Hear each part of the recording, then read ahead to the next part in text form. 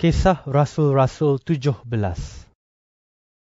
Paulus dan Silas meneruskan perjalanan melalui Amfipolis dan Apolonia, lalu tiba di Tesalonika. Di situ terdapat rumah ibadat orang Yahudi. Seperti yang biasa dilakukan oleh Paulus, dia pergi ke rumah ibadat dan berbincang dengan orang di situ tentang ayat-ayat Alkitab. Dia melakukan hal itu selama 3 hari Sabat berturut-turut. Dia menjelaskan ayat-ayat Alkitab itu dan membuktikan bahawa penyelamat yang diutus oleh Allah harus mengalami penderitaan dan bangkit daripada kematian.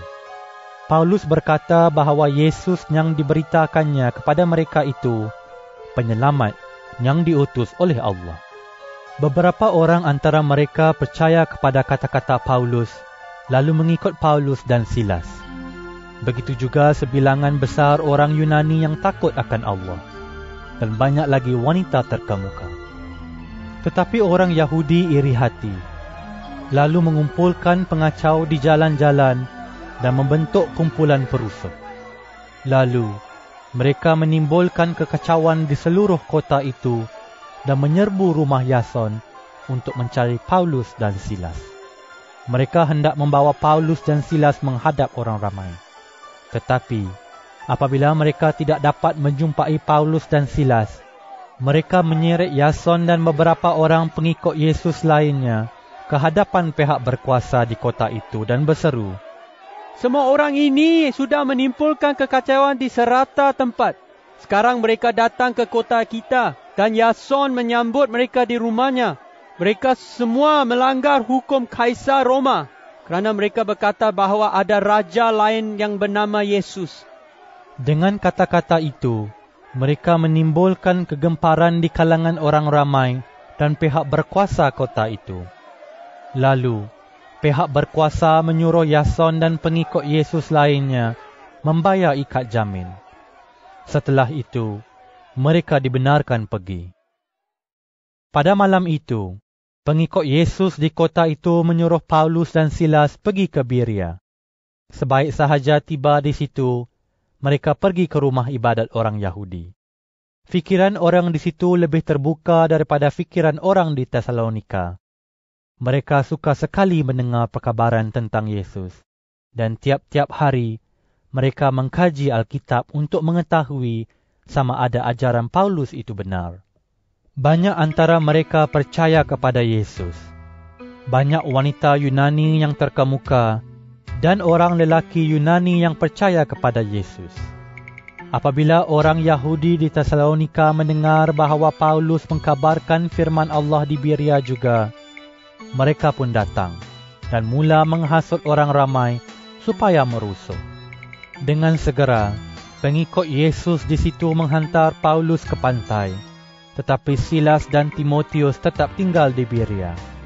Setelah menghantar Paulus sampai ke Athena, pengikut Yesus dari Berea kembali dengan membawa arahan daripada Paulus supaya Silas dan Timotius menyusul dia secepat mungkin. Sementara Paulus menantikan Silas dan Timotius di Athena, hatinya sedih melihat kota itu penuh dengan berhala.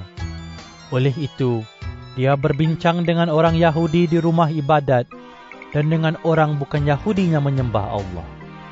Setiap hari, Paulus berbincang dengan sesiapa sahaja yang lalu di padang kota dan mahu mendengarkan dia.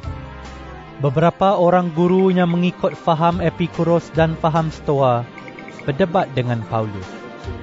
Beberapa orang antara mereka bertanya, "Orang ini tahu apa? Pengetahuannya cetek, tetapi berlagak pandai." Yang lain menjawab, "Nampaknya dia bercakap tentang dewa bangsa asing." Mereka berkata demikian kerana Paulus berkata-kata tentang Yesus dan tentang kebangkitan daripada kematian. Oleh itu, mereka membawa Paulus ke mesyuarat Areopagus. Di situ, mereka berkata, "Kami ingin mendengar ajaran baru yang kamu beritakan itu. Beberapa perkara yang kamu kemukakan itu aneh pada pendengaran kami. Oleh itu kami ingin mengetahui maknanya." Mereka berkata demikian kerana semua orang Athena dan orang bangsa asing yang tinggal di situ suka sekali menghabiskan masa dengan mendengar dan menceritakan hal-hal yang paling mustahil. Lalu, Paulus berdiri di hadapan orang yang berkumpul di Areopagus dan berkata, Saudara-saudara orang Athena, saya melihat bahawa dalam segala hal, saudara-saudara sangat menghormati dewa-dewa. Pada masa saya menjelajahi bandar dan melihat tempat ibadat saudara semua, saya menjumpai sebuah mazbah yang bertuliskan kepada Allah yang tidak dikenal. Sebenarnya, Allah yang saudara-saudara sembah tetapi tidak saudara-saudara kenal, dialah yang sekarang saya beritakan kepada saudara semua. Allah yang menjadikan dunia ini dengan segala isinya. Dialah Tuhan langit dan bumi. Dia tidak tinggal di dalam kuil-kuil yang dibuat oleh manusia. Dia juga tidak memerlukan pertolongan manusia, kerana dialah yang memberikan hidup dan nafas serta segala sesuatu kepada manusia. Daripada seorang manusia, dia menjadikan semua bangsa dan menyuruh mereka mendiami seluruh bumi. Sejak permulaan, dia juga menetapkan masa dan tempat mereka boleh hidup. Allah berbuat demikian supaya mereka mencari dia, dan mudah-mudahan mereka menjumpai dia semasa mereka mencari-cari dia. Tetapi sebenarnya Allah tidak jauh daripada kita masing-masing, dan kerana dia, kita hidup dan bergerak dan ada di dunia ini. Beberapa orang penyair saudara semua juga berkata, kita semua anaknya. Kerana kita anak Allah, kita tidak boleh menganggap Allah seperti patung yang dibuat daripada emas atau perak atau batu yang direka bentuk menurut kemahiran manusia. Allah tidak mahu mengingat masa kita tidak mengenal dia dahulu. Tetapi sekarang, dia menyuruh semua orang di seluruh dunia bertaubat daripada cara hidup yang jahat. Hal itu demikian kerana dia sudah menetapkan suatu hari untuk mengadili seluruh dunia ini dengan adil.